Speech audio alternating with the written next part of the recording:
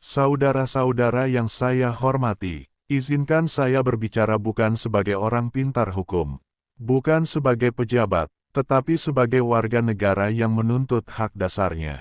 Karena negara ini, sejak awal berdiri, sudah berjanji.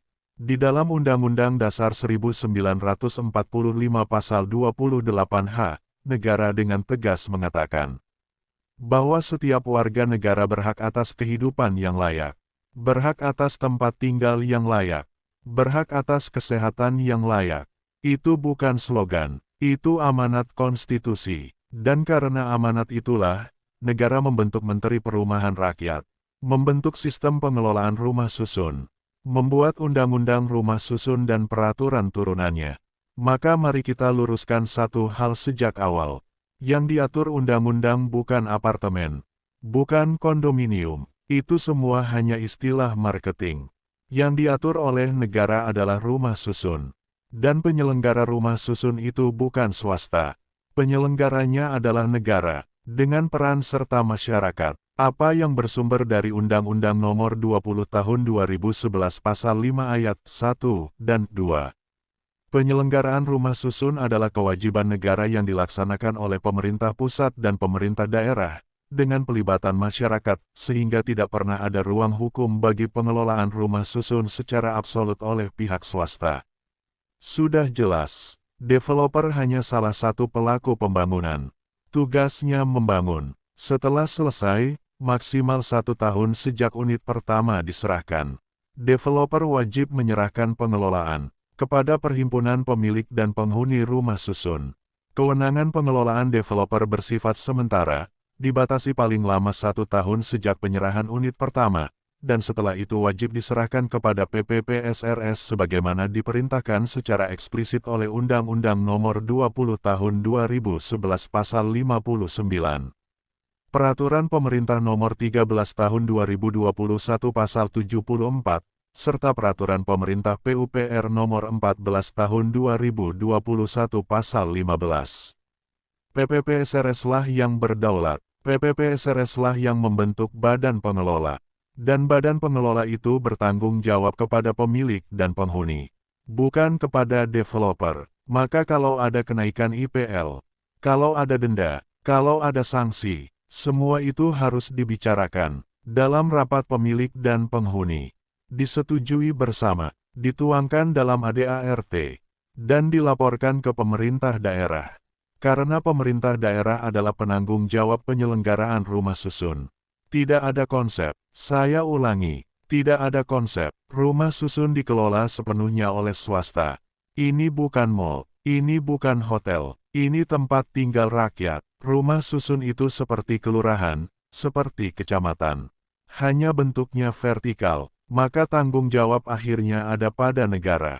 Di kabupaten, di kota, di Jakarta, ada di pundak gubernur. Kalau kita mentok dengan developer, kalau kita mentok dengan badan pengelola, kita tidak sedang melawan swasta. Kita sedang meminta negara hadir, menjalankan amanat konstitusinya. Dan saya ingin menegaskan satu hal yang sangat penting. Fasilitas dasar tidak boleh diputus. Air, listrik, akses. Itu menyangkut hajat hidup orang banyak. Konstitusi sudah jelas. Bumi, air, dan segala isinya dikuasai oleh negara. Bukan oleh developer, bukan oleh badan pengelola, bukan oleh siapapun yang merasa punya kuasa. Gubernur atau wali kota harus menerbitkan peraturan yang sangat jelas tidak boleh ada pemutusan fasilitas dasar, apapun alasannya. Hal ini sudah dilaksanakan oleh wali kota di Surabaya.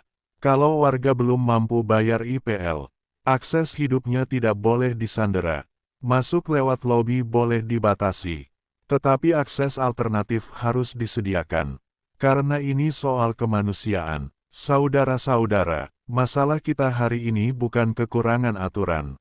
Aturannya lengkap, undang-undangnya jelas. Masalah kita adalah persepsi yang keliru. Bahkan di kalangan pejabat publik. Padahal intinya sederhana. Pengelolaan rumah susun adalah dari pemilik, oleh pemilik, untuk pemilik. Bukan alat kekuasaan kecil, bukan ladang bisnis berkepanjangan. Bukan sarana menekan warga. Ini amanat konstitusi. Ini soal martabat manusia dan negara. Tidak boleh absen. Saudara-saudara yang saya hormati, penyelenggaraan rumah susun bukan kebijakan teknis, melainkan perintah konstitusi. Pasal 28 HUUD 1945 menempatkan tempat tinggal sebagai hak dasar warga negara, sementara Pasal 33 menegaskan penguasaan negara atas tanah dan sumber daya yang menyangkut hajat hidup orang banyak. Karena itu, Undang-Undang Rumah Susun secara eksplisit menempatkan negara sebagai penanggung jawab penyelenggaraan rumah susun, yang dijalankan oleh pemerintah pusat dan daerah. Setiap upaya menjadikan hunian vertikal sebagai wilayah kekuasaan privat, termasuk pemutusan fasilitas dasar, bukan hanya keliru secara administratif, tetapi bertentangan dengan konstitusi itu sendiri. Bagaimana fakta yang masih banyak terjadi di Indonesia?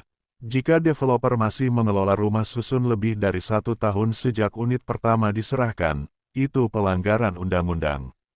Jika PPPSRS tidak diberi kewenangan, penyelenggaraan menjadi cacat sejak awal. Dan jika pemerintah daerah membiarkan keadaan ini berlangsung, yang terjadi bukan sekadar kelalaian administratif, melainkan pembiaran konstitusional. Dalam kondisi seperti itu, setiap keputusan, termasuk IPL dan denda, berdiri di atas dasar yang rapuh dan karenanya rawan batal demi hukum. Aturan sudah ada, waktunya jelas, pelanggaran pun terang. Jika semua ini masih dianggap normal, maka yang sedang bermasalah bukan rumah susun, melainkan cara negara memandang warganya sendiri. Rumah susun bukan eksperimen kekuasaan. Ia adalah tempat hidup manusia. Dan setiap kali hukum diabaikan di sana, yang rusak bukan hanya bangunan, tetapi kepercayaan warga kepada negara.